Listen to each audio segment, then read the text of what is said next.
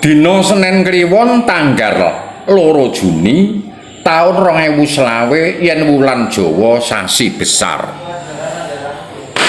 Yen padha percaya karo Semar, weningna nalarmu, selehke rasamu, tentremne atimu, padangna pikirmu, bukaen mata batinmu.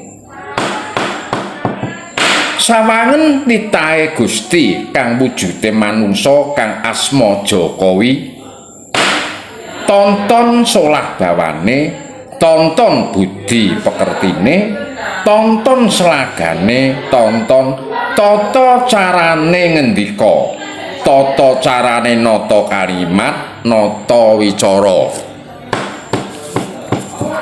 Kabeh mau ditindakake kanthi nastiti kebak ing pangati-ati, tembunge laras leres luruh semu arum, kebak nyimpen ing pitutur.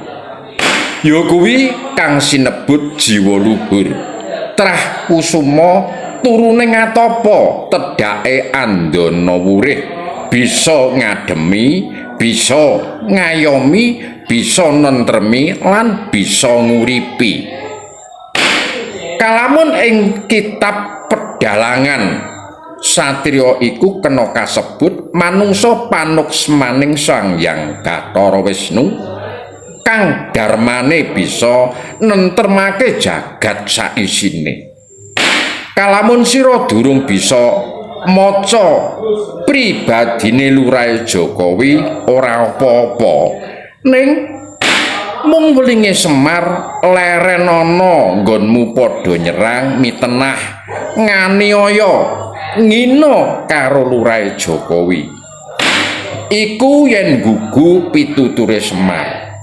Saiki coba iling-ilingen wiwit jaman iko nganti iki, sapa sing demen nyerang Lurahe Jokowi, hambyar mbabar gagal mudar, ambyar pating blesar. Kanthi mengkono yen kepengin slamet uripmu donya akhirate, mandeka lerena nggonmu duwe penyakit lara ati. Ning yen ora percaya monggo terusno wae, aku tak ngerti.